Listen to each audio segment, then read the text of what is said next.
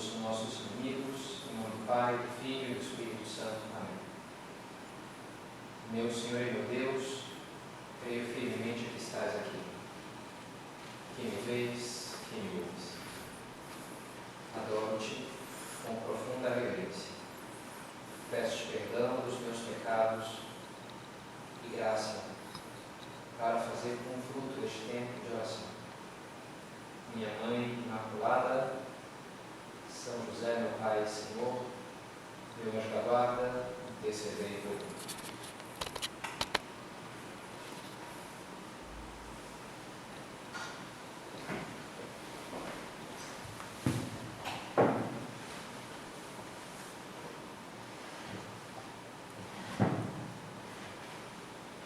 Crescer para dentro.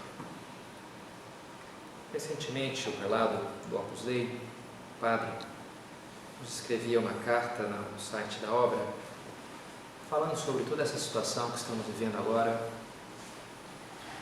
e trazia essa expressão, uma expressão que São José Maria empregava, um momento muito concreto da sua vida, que foi a Guerra Civil Espanhola, esses anos em que ele tinha pouco mais de 35 anos e estourou essa guerra na Espanha. O Opus Dei não tinha ainda 10 anos e eles se viram então em Madrid. A Espanha ficou dividida e a parte onde estava São José Maria, em Madrid em concreto, ficou com a parte do grupo comunista, socialista, anarquista, que odiava a igreja, que odiava a fé, que matou 1/3 dos padres e dos bispos da Espanha, que queimou os conventos. Então eles se refugiaram em vários esconderijos diferentes, e num deles, boa parte do tempo, eles ficaram no consulado de Honduras. E ali eram centenas de refugiados, e ele então acompanhava um grupo, sobretudo de estudantes, que já frequentavam os meios de formação que ele dava antes.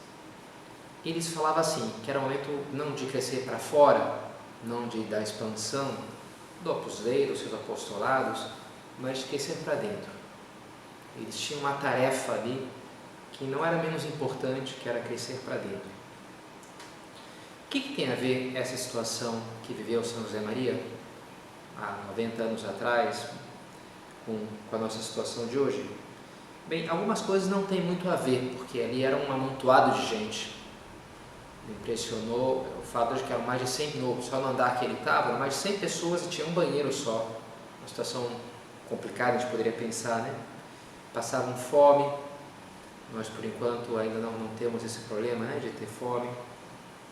Mas em várias outras coisas, coincide, por um lado, o confinamento, estavam confinados ali e viviam um grande medo de que irrompessem a qualquer momento e os pegassem, os aprisionassem, os matassem. Estavam no meio de uma guerra. E nós estamos no meio de uma guerra. Acho que essa é a primeira ideia que eu queria trazer para a nossa reflexão de hoje. Estamos num momento crítico de uma guerra. Li há uns 10 anos atrás, algo assim, não lembro bem, uma reportagem em que falava de um cientista, um infectologista, alguma coisa assim, que dizia, olha, a humanidade vive uma contínua guerra com os micro-organismos e não está muito claro quem que vai vencer essa guerra. Aquela frase me impactou, assim, parecia uma coisa meio alarmista, assim, uma coisa meio exagerada, quem sabe, né? Mas me fez pensar, de fato. Talvez antes o ser humano já empreendeu a guerra contra os leões, não sei, né, em alguma região do planeta, contra as cobras, e expulsou as cobras no campo e conseguiu plantar, de alguma maneira, até contra as árvores, sei lá, né, de desmatamento, para poder ter pessoas morando ali também. O ser humano foi empreendendo várias guerras, a gente pode pensar, para se expandir pelo globo terrestre. E agora essa que permanece, contra os vírus e as bactérias, é uma guerra. E a gente vive um momento onde a gente poderia pensar em uma grande ofensiva, que está requisitando de nós medidas drásticas. Esse confinamento, um certo estado de sítio. Estamos atacados aí por um mutação, um novo vírus, uma coisa que se mostrou muito eficaz na sua difusão, no contágio. E assim isso tem alterado cada vez mais a vida de uma grande parcela da população mundial. No Brasil, praticamente essa última semana, né, começou a se fechar tudo. E algo assim, me parece, né, era aquela vida de São José Maria, aqueles jovens lá em Madrid, que daqui a pouco estourou a guerra, a gente não tinha mais aula, se isolou da sua família, uma série de coisas, de complicações, de restrições. E nesse momento São José Maria falava que era preciso crescer para dentro. E não só falava, mas conduzia aqueles que estavam ao seu redor, naquele confinamento, para que organizassem o tempo, para que estudassem, conseguiam lá uns livros, idiomas, se divertissem também, passassem o tempo, rezassem.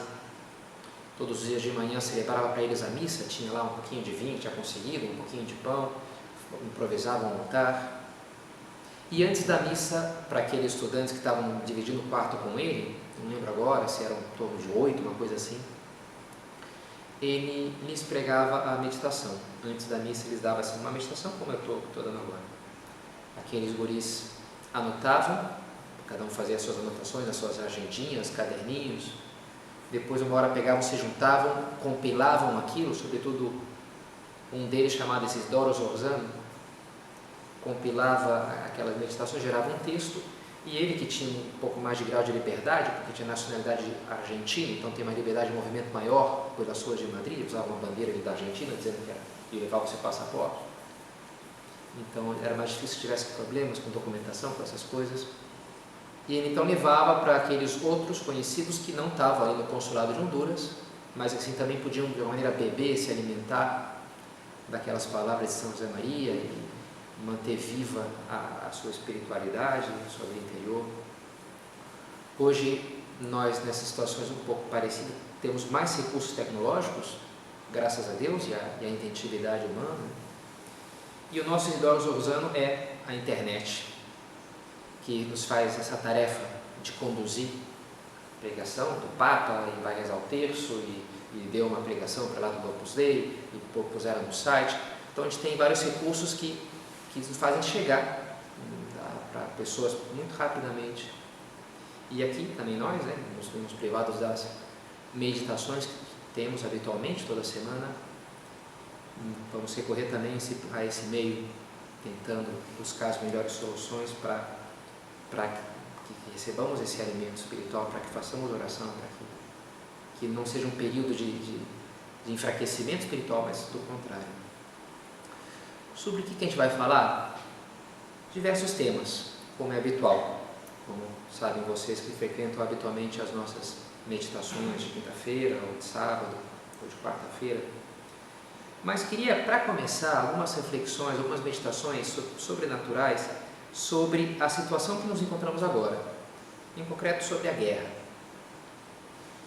A guerra contra o Covid-19? Não, a grande guerra, uma guerra maior.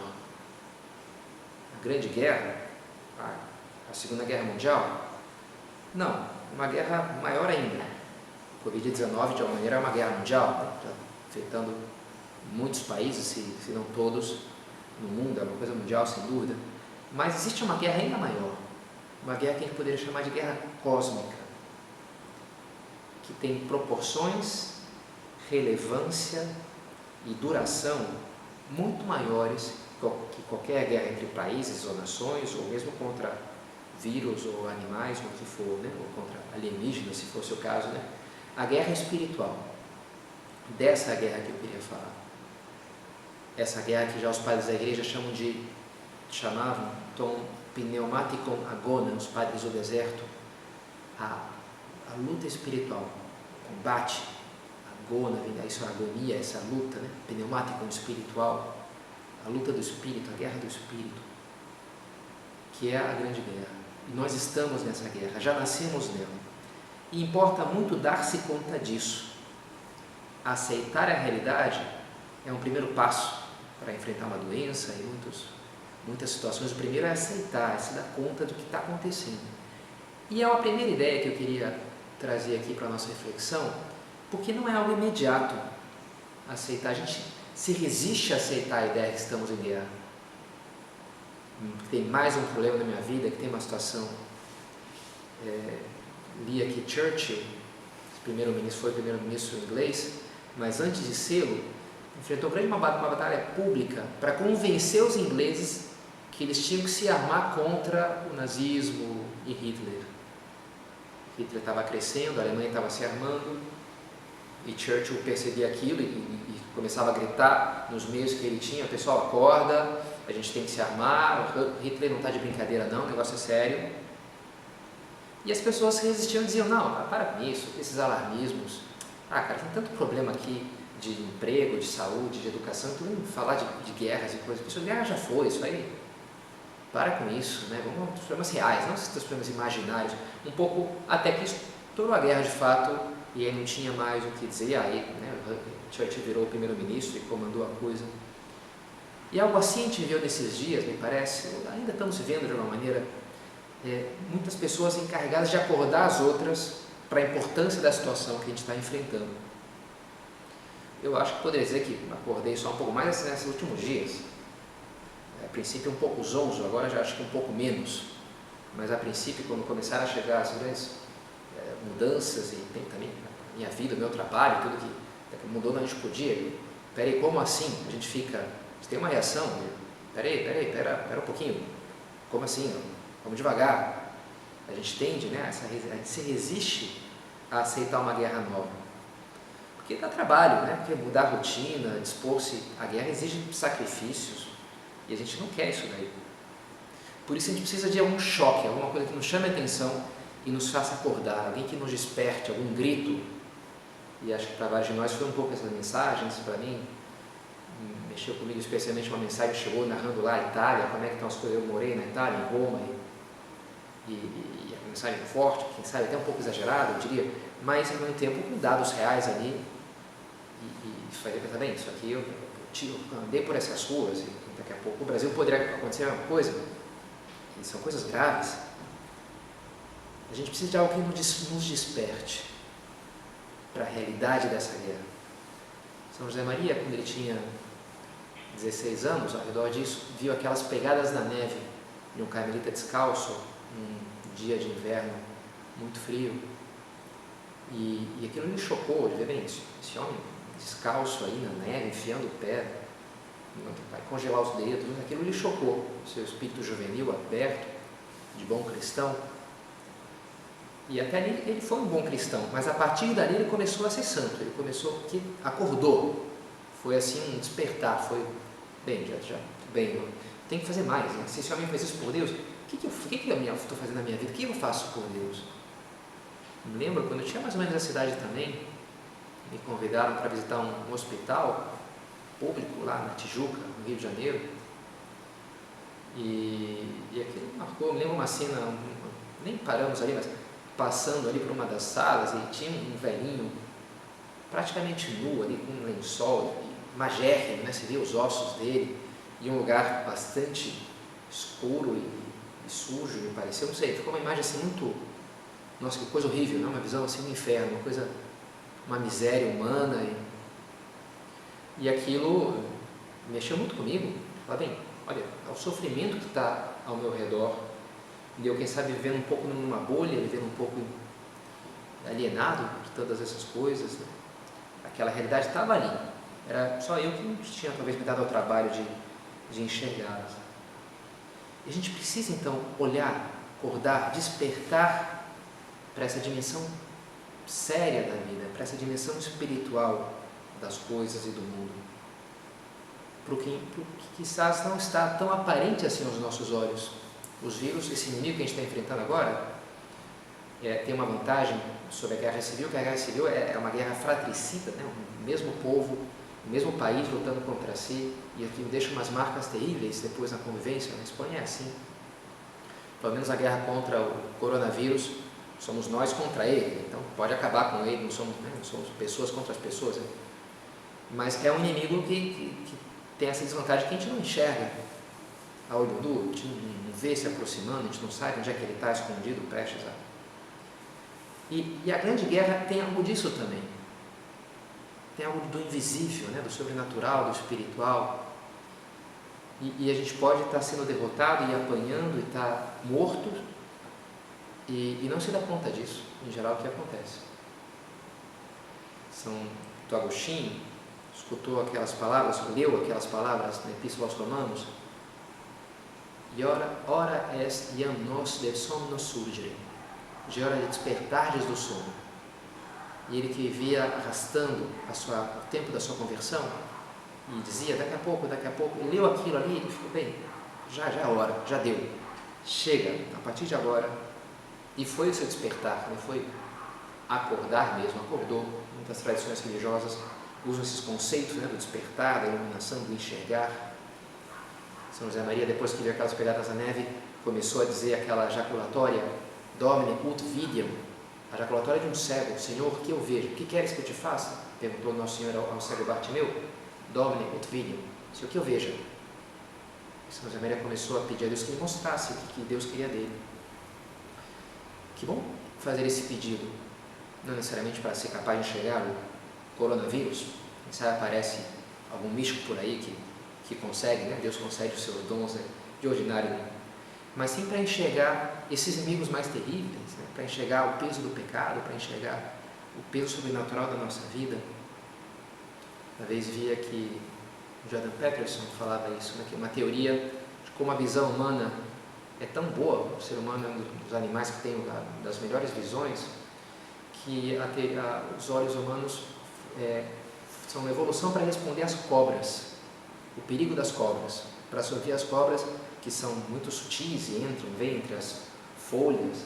Então o homem evoluiu para ter um olhar muito apurado, uma visão muito apurada, para conseguir sobreviver ao ataque desses répteis, né? Interessante, né? Cobra é o animal da tentação, né? E às vezes o mal nos abre os olhos, né? Que eles comeram, o Gênesis fala assim, né? Comeram o fruto do bem e do mal, da árvore do bem e do mal, e os seus olhos se abriram e perceberam que estavam nus. Claro, nesse sentido é uma coisa ruim, né? Começa a ter o pudor, a vergonha dos próprios corpos, porque o outro vai olhar para mim como um objeto, enfim, é todo um outro assunto. Mas muitas vezes uma coisa ruim nos abre os olhos, uma tragédia, uma miséria, a dor, como eu falava nesse hospital, como me serviu ver aquela miséria daquele pobre senhor, me fez repensar um pouco a minha vida. Às vezes uma pessoa tem um acidente, uma pessoa, um familiar que teve um problema grave, e aquilo nos desperta, é bom, nos desperta do sono, desfaz a nossa embriaguez, abre os nossos olhos para ver as coisas mais importantes da vida. E algo assim, talvez que Deus queira para nós agora. Poderia parecer que a nossa vida parou, todo o Brasil parou. Na verdade não. Quem sabe essa é uma oportunidade para que a tua vida comece agora. Vamos ver se ela começa, mas começa para valer, no sentido eterno, na transcendência, no plano das coisas que realmente contam. Será que a tua vida não está parada nesse campo? Será que, quem sabe, tu estás evoluindo porque está envelhecendo, porque está te formando, porque está lendo um livro ou outro? Mas no que realmente conta, tu estás travado já há um bom tempo, ou quem sabe nem começou a andar? Interessante nessa urgência das pessoas para acordar umas às outras da importância da situação que a gente está vivendo. E eu pensava, bem, eu acho que eu experimentei essa urgência desde que eu me converti, sei lá, 30 anos atrás, ou pouco menos do que isso, de querer gritar para as pessoas à minha volta, olha, tem um assunto aqui que é muito importante, que é a salvação da tua alma, que é a vida eterna, e tu estás descuidando isso daqui, e às vezes de forma mais dramática, quem sabe, as pessoas que eu mais amo, e que não têm uma prática, os meus familiares, quem sabe, que não têm uma prática religiosa, e de ver aquelas pessoas e tá louco para falar uma série de coisas para elas, e ao mesmo tempo saber, mas sei lá, a pessoa não vai entender, não está preparada, não está aberta, essa aflição, um pouco assim, dessas pessoas mandando essas mensagens no WhatsApp, olha, seja consciente, né? Não sai de casa, ou faça isso, faça aquilo, e a gente pode experimentar isso nas coisas que contam muito mais, na verdade. Por isso, queria aproveitar nesse momento para falar para aqueles que vão estar me escutando agora, para chamar a atenção para vocês, né, que estão impressando os seus ouvidos, de uma maneira ao Espírito Santo, a Deus. Mas vamos acordar, estamos em guerra, a vida de cada um não dura para sempre. O que nós fazemos nessa vida determinará o nosso destino eterno e o do de muitas outras pessoas à nossa volta. Estamos em guerra e não dá mais para ficar brincando de viver. O período da infância já ficou para trás. É preciso agora abraçar a vida com todo o seu peso, a aventura da vida e da vida sobrenatural e da transcendência eterna na vida. Acho muito interessante uma palestra do Lewis, Peso da Glória. Vou falar dela, quem sabe, mais na meditação seguinte, mas ele fala do peso, do weight of glory, o peso da glória, que é muito isso, abraçar o peso da vida, para acordar para ela sobrenatural. Churchill poderia parecer uma figura desagradável para boa parte dos ingleses daqueles tempos. E assim todos os profetas foram incômodos, como o próprio Cristo foi incômodo, incomodava as pessoas. Muitas vezes essa função, essa tarefa de despertar os outros para o peso da vida é algo ingrato, porque a gente tem que sair da nossa inércia, tomar atitudes. Mas, e essa é a segunda ideia que eu queria comentar, né? Também é verdade que ela enche a nossa vida de brilho e significado. Essa é a segunda ideia que eu queria comentar para vocês. Escutava esses dias um podcast falando dos efeitos dos exercícios e uma teoria lá, porque a gente começa a fazer exercício depois de uns 20 minutos, meia hora, dá uma espécie de um barato assim, e a pessoa que a princípio estava se resistindo a fazer aquilo, daqui a pouco ela não quer parar porque ela está sentindo algum prazer físico, inclusive, né? Da endomorfina, sei lá, substâncias que são disparadas ali no cérebro. E uma explicação para aquilo, evolutiva, é que a gente está programado para economizar as nossas energias e daí a gente se resiste a assumir uma tarefa nova, parar o que eu estou fazendo, fazer aquilo. Mas depois que tu te empreendeu as tuas energias ali numa tarefa por um tempo determinado e é uma coisa custosa, de alguma maneira o cérebro entende que aquilo é algo relevante e que é importante que tu faças. E ele começa, ao invés de te travar, ele começa a te recompensar por aquilo. E tu começa a sentir prazer naquilo. Interessante isso daí, né? E essa explicação, portanto, sobre a vida espiritual, ajuda a gente a pensar nisso. Depois que a gente abraça isso, a gente começa a experimentar toda uma nova força, porque a gente foi feito para isso. Um livro de fantasia épica que terminei recentemente, tem uma cena, um dos personagens principais, que ele está estudando com o jovem para ser médico, seu pai é médico, está lhe ensinando ali as tarefas da medicina, mas um dia ele briga com outro guri lá da sua idade, né? E aí cada um pega um porrete, sei lá, né? Um bastão, e ele apanha, porque ele nunca fez aquilo, mas ao mesmo tempo ele sente uma energia ali, e ele fica louco por aquilo.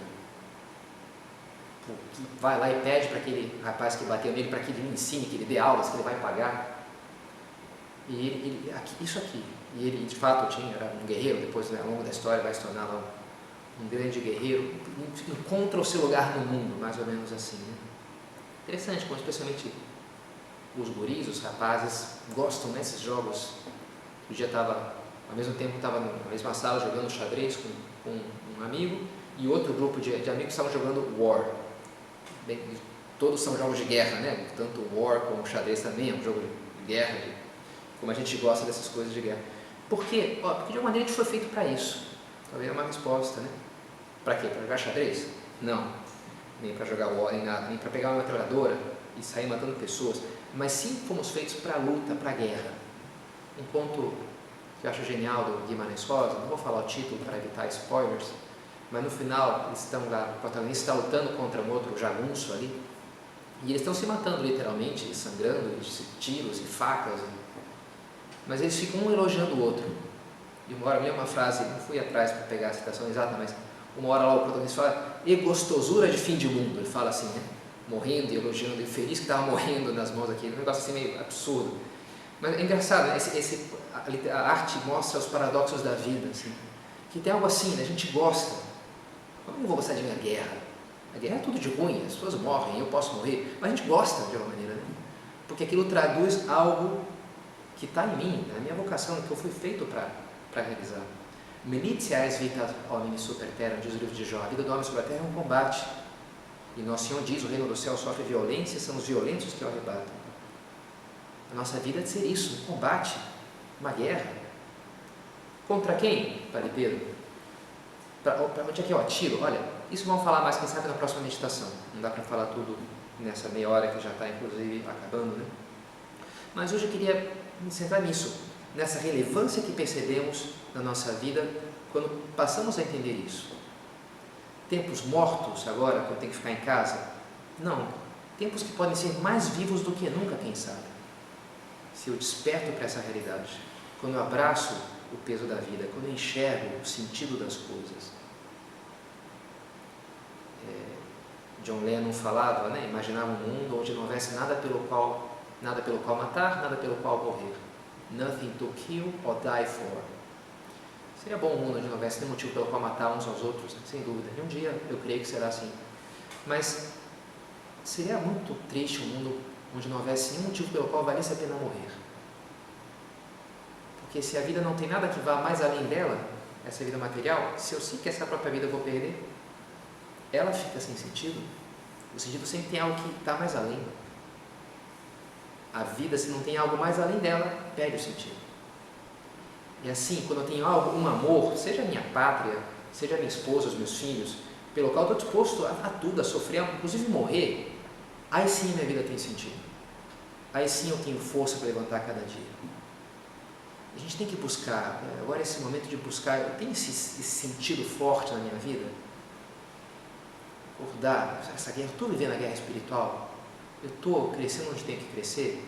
Ou será que estou me ocupando de tantas outras coisas secundárias? De que vale o homem ganhar o mundo inteiro se vier a perder a sua alma, nos diz Jesus. Não esteja um pouco ocupado demais, né, em ganhar o mundo, ou quem sabe uma parcela dele, uma casa, um carro, um celular novo. E talvez sejamos ocupados de menos em salvar as nossas almas, em conquistar territórios nesse mundo espiritual. Que bom momento para virar o jogo da guerra que realmente conta, para acordar para essa realidade. Esse pesquisador que eu citava a princípio dizia que nessa nossa guerra contra os vírus e as bactérias não está muito claro quem que vai ganhar. E de fato, eu não estou aqui para dizer para vocês que, olha, fiquem tranquilos, porque nada vai acontecer, nenhum de vocês, nenhum vai pegar esse vírus aí, nem os seus avós, nem isso vai passar amanhã, porque eu vou rezar e vai tudo. Seria legal falar, eu não sei, mas de verdade que isso é uma mentira, não tem como falar isso. A verdade é que a gente não tem certeza da vida, nem se a gente vai estar vivo amanhã, na verdade. A verdade é essa. Bem, não temos certezas desse tipo, porque outras sim que as temos.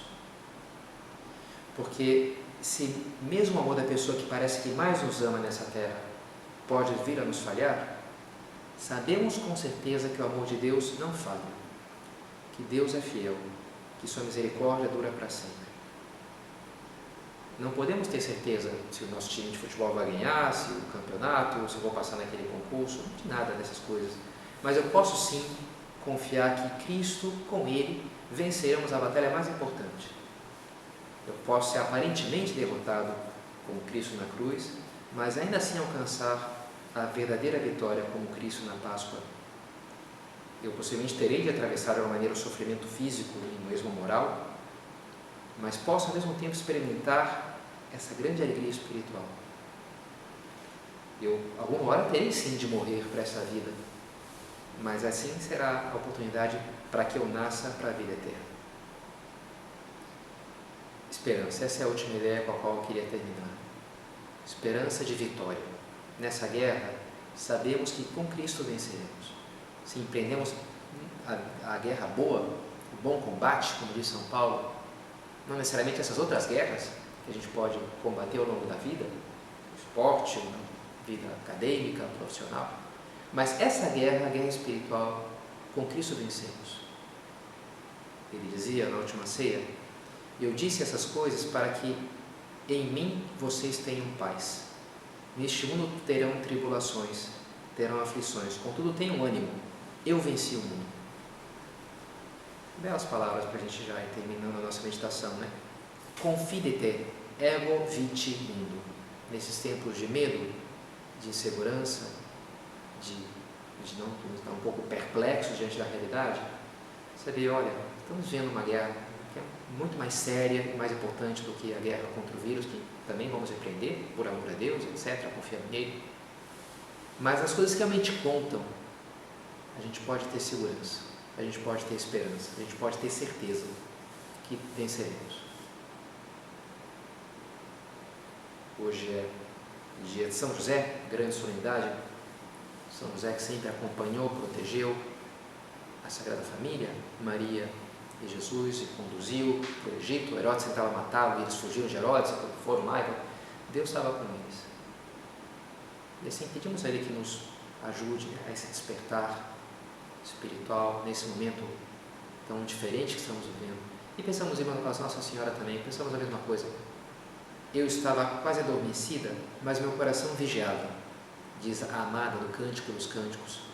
Cor meum vigilant, meu coração vigia. O coração imaculado de Maria está sempre acordado, olhando para Deus e zelando por nós, pelos seus filhos.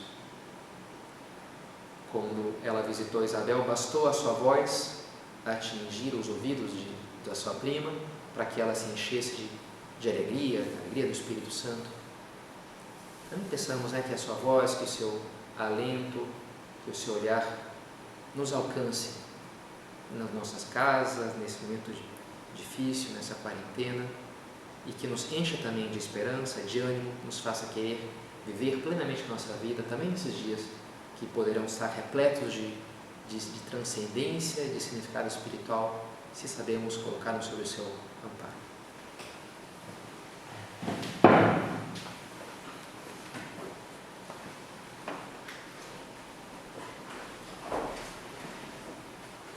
Dou-te graças, meu Deus, pelos bons propósitos, afetos e inspirações que me comunicaste nessa meditação. Peço-te ajuda para os